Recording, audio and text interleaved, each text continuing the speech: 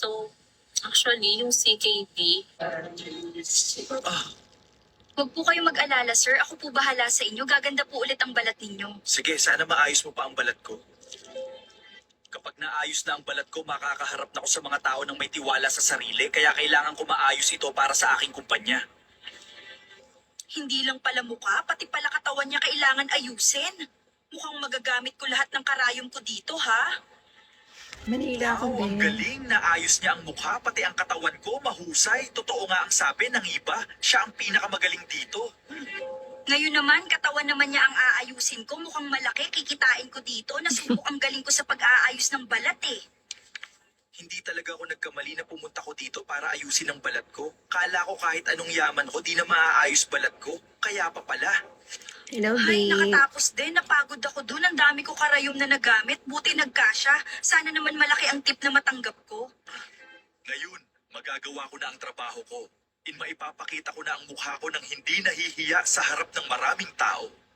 Maraming salamat sa ginawa mo. Huwag kang mag-alala. Lalakihan ko ang bayad sa'yo. Talaga po, sir. Maraming salamat po. Sige, aalis na ko. Salamat ulit sa'yo. Salamat din po, sir, sa uulitin po. Kapag may problema po, ipatawag niyo lang po ako.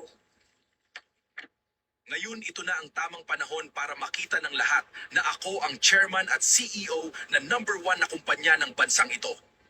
Grabe, sobra-sobra ang binigay ni sir na bayad sa akin. Sana hindi magkaroon ng problema ang ginawa ko sa kanya. Nakakahiya naman sa laki nito. Magpatawag ka ng board meeting at presscon meeting ngayon. Magpapakita na ako sa lahat. Wow, sir, ang ganda na ng balat niyo. Sige po, sir, agad-agad. Ano kaya ginawa ni sir? Paano gumanda ng ganun ang balat niya? Sa bagay, madami naman siya pera. Lahat nagagawa ng pera. Hala, bakit natutuklap agad ang balat ko? Ano nangyayari? Hindi pwede to. Nagpatawag pa naman ako ng meeting.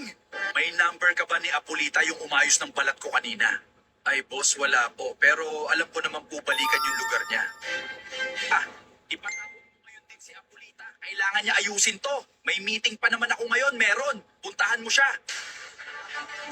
Nako, kailangan ko agad makita si Apolita. Baka magalit pa sa akin si boss. Mainitin pa naman ulo nun. Baka mawalan pa ako ng trabaho. Hay, ang sarao naman day off ko. Kahit 1 year ako mag-day off, okay lang. Laki kinita ko. I-follow nyo na ako kung gusto nyo ng part 2. Like and share na din. Huwag po kayong mag-alala, sir. Ako po bahala sa inyo. Gaganda po ulit ang balat ninyo. Sige, sana maayos mo pa ang balat ko. Kapag naayos na ang balat ko, makakaharap na ako sa mga tao ng may tiwala sa sarili. Kaya kailangan ko maayos ito para sa aking kumpanya. Hindi lang pala mukha, pati pala katawan niya kailangan ayusin. Mukhang magagamit ko lahat ng karayom ko dito, ha? Paano nakalusot sa'yo? Masaya. Masaya. Ang ganda-ganda mo talaga. Ay, hindi. Ay, nako, mahal ka na. Ayaw mo sila. Positive thinking lang tayo. Oo.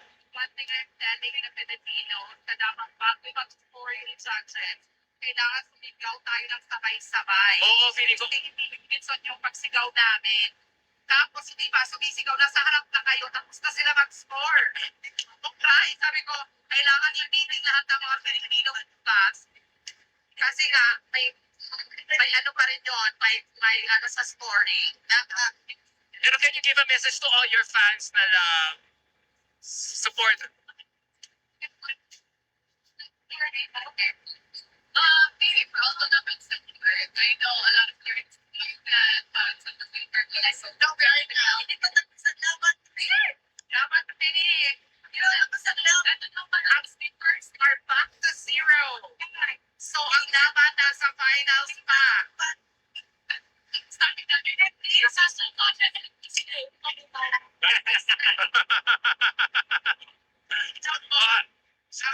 Shouting.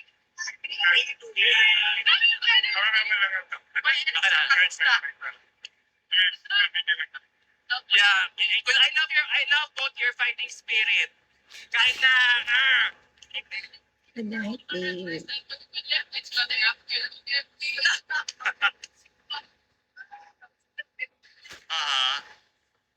masaya. Masaya. Ang ganda-ganda mo talaga. Ay, hindi. Ay, nako, mahal ka na. Ayaw mo sila. Positive thinking. OMG guys, nakasil to ngayon.